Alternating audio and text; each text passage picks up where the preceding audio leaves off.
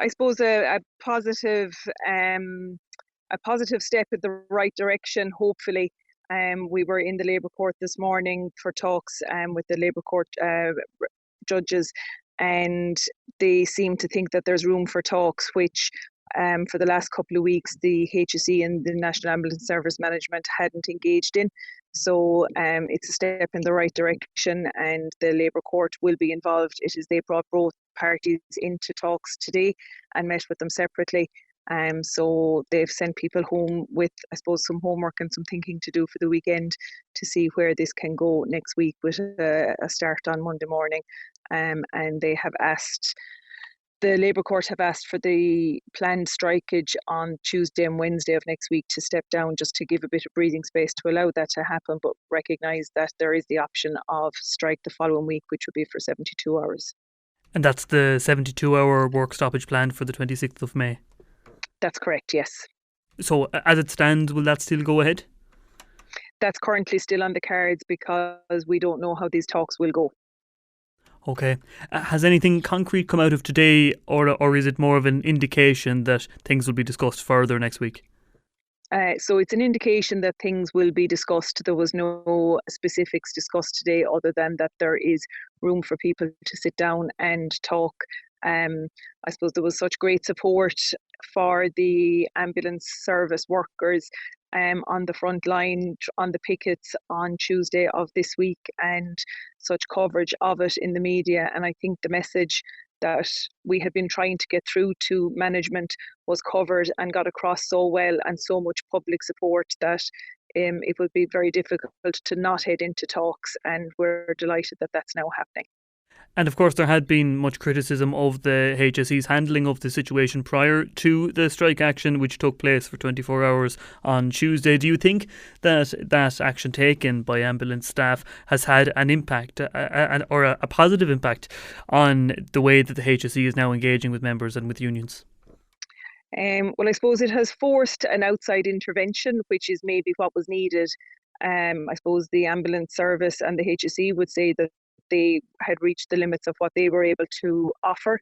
The Labour Court hopefully will broker something different than that, because there was no movement. I mean, this had been brokered and discussed and voted on twice before, so it suppose it needed something extra, and there was no point in offering back out to staff what was already offered before, which is a change in terms and conditions and a reduction in the financial running of the service, because it's been that they weren't ready for changes and modernisation and terms and conditions with it, is just not a correct application of the way the staff work.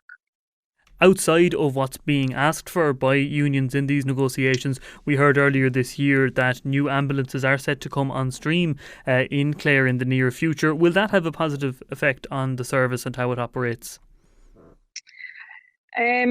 I guess that when those come on stream, that they will have somewhat of a positive effect.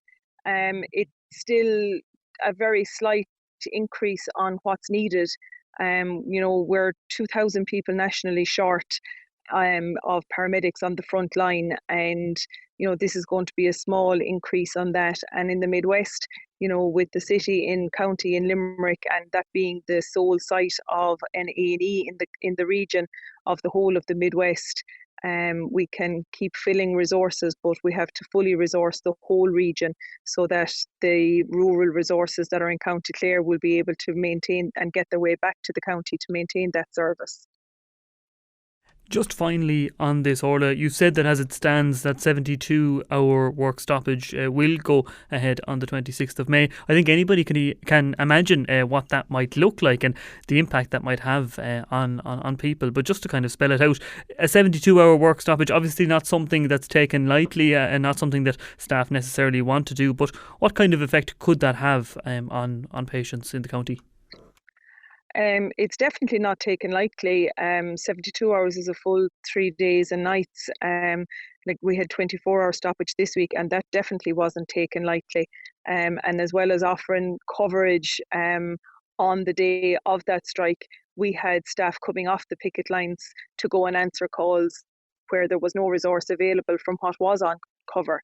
So, and it was a long day and a difficult day, and it was hard for staff to think that there was calls out there that might need them. And when they heard that they were coming off the picket line all over the country to answer those calls, and in the Midwest as well.